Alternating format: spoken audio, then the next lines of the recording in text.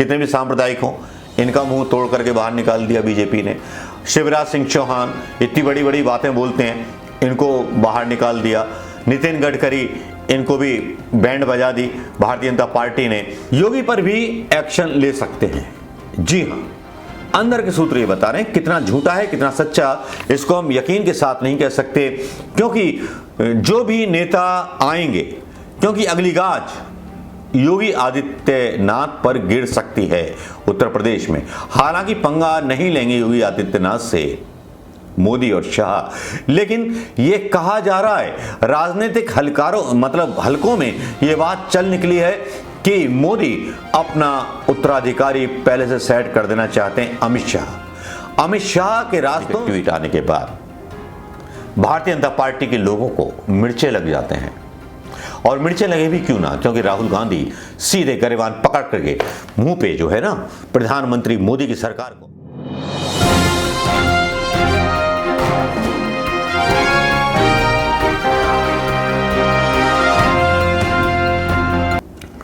दोस्तों नमस्कार। आज बात करेंगे भारतीय जनता पार्टी पर और भारतीय जनता पार्टी के अंदर हुए उस बदलाव पर, जिस बदलाव के बारे में सोशल मीडिया पर जिक्र चलने लगा है। जिक्र हालांकि इसलिए भी छिड़ गया क्योंकि यहां पर कुछ चीजें अचानक गाहे बेगाहे सामने आने लगी हैं। क्योंकि जिस तरह से शिवराज सिंह चौहान को संसदीय केंद्रीय कैबिनेट से निकाला गया, गडकरी साहब को निकाला गया और उसके बाद कैलाश विजयवर्गीय को बंगाल के प्रभारी से हटा दिया गया।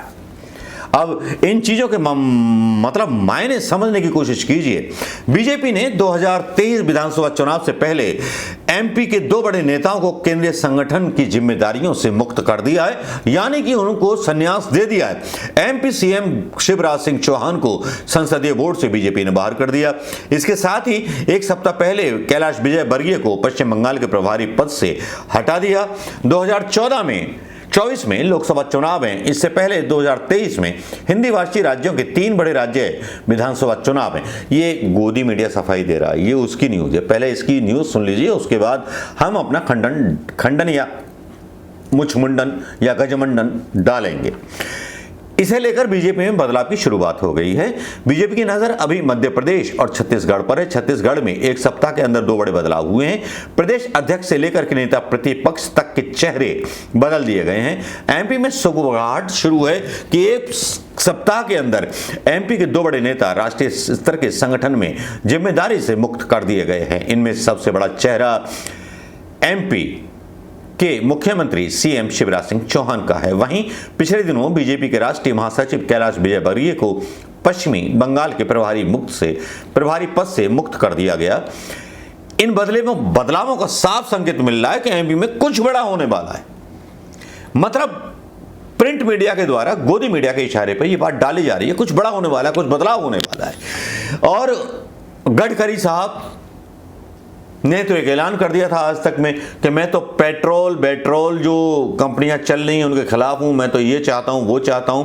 उनका एक बयान आज तक पर आया, ये बयान जरा सुन लीजिए। तो अब स्वाभाविक रूप से और ट्रांसपोर्ट मंत्री मैं हूं और मेरा एक सपना है कि इस देश के पेट्रोल डीजल को इंपोर्ट को बंद करना। 16 लाख करोड़ रुपए का पेट्रोल डीजल देश में आता है और सब प्रदूषण हमारे देश में होता है। और अगर ये 16 लाख करोड़ में से 5 लाख 10 लाख करोड़ अगर गांव के गरीब किसानों के पास जाएंगे तो गांव के लड़कों को रोजगार मिलेगा। और इसलिए बड़े प्रमाण पर मैं बोलता हूं कि अन्नदाता नहीं ऊर्जादाता बनो।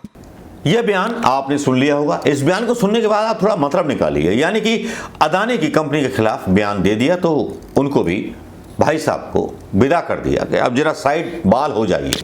लेकिन साइड वाल और जो प्रिंट मीडिया के द्वारा जो खबरें चलाई जा रही हैं उनके बीच जो है क्या है ऐसा जो किसी को नहीं दिख रहा। अंदर के सूत्र तो ये बता रहे हैं कि प्रधानमंत्री मोदी योगी पर भी एक्शन ले सकते हैं।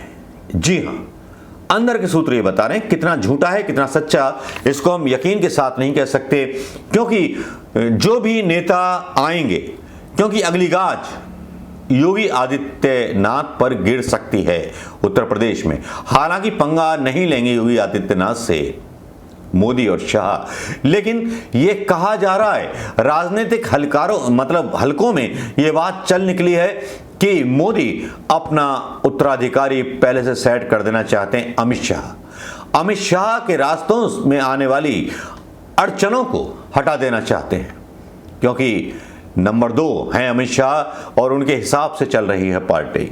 इसीलिए इन नेताओं को दरकिनार किया जा रहा है। इसीलिए शाहनवाज हुसैन, जिस पर बलात्कार का आरोप लगा हुआ था, उसके खिलाफ कोई मतलब अभी तक जो था केस चल रहा था कोर्ट में, कुछ नहीं था, जबकि कोर्ट तो प्रधानमंत्री मोदी के आदेश पर ही चलती है। लेकिन शाहनवाज हुसैन के खिलाफ इंक्वायरी सेटअप कर दी गई। एक जो था एक तरह से प्रधानमंत्री मोदी और शाह ने क्लियर कर दिया, ईडी आईडी आपके पीछे लग जाएगी, इसलिए अच्छा है कि बेटा रास्ते से निकल लो, वरना तुम्हारे साथ कुछ बुरा हो जाएगा तो हमारी जिम्मेवारी नहीं है। तो एक तरह से क्या लगता है आपको भी, जो मुझे लग रहा है, जो सोशल मीडिया पर काफ़ी लोगों को लग रहा है कि जिस तरह से भारतीय जनता पार्टी के इन नेताओं को दरकिनार करके निकाला जा रहा है, चाहे वो कैलाश विजयवर्गीय हो, कितने भी सांप्रदायिक हो, इनका मुंह तोड़ करके बाहर निकाल दिया बीजेपी ने। शिवराज सिंह चौहान इतनी बड़ी बड़ी बातें बोलते हैं, इनको बाहर निकाल दिया। नितिन गडकरी, इनको भी बैंड बजा दी भारतीय जनता पार्टी ने।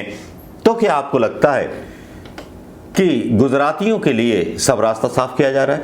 जिस तरह से गुजरात में नशीला हब बन चुका है और जिस तरह से नितिन गडकरी का बयान आया कि साहब जो है मैं चाहता हूं कि बाहर से पेट्रोल ही ना मंगाना पड़े, तो कुछ ना कुछ तो गणित रहा होगा।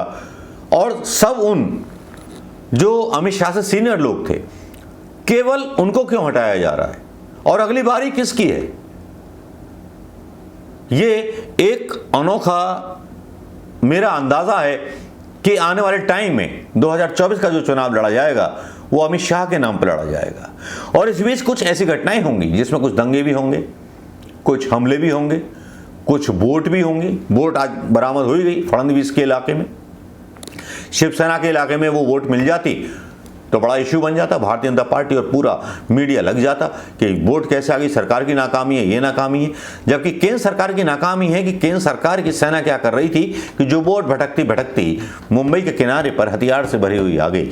लेकिन कोई चमचा मीडिया, कोई हिजड़ा मीडिया इस पर बात करने को तैयार नहीं होगा। अंदर की बात तो यह है कि भारतीय जनता पार्टी में कभी भी बड़ा विद्रोह हो सकता है दोस्तों। नमस्कार, जय हिंद दोस्तों।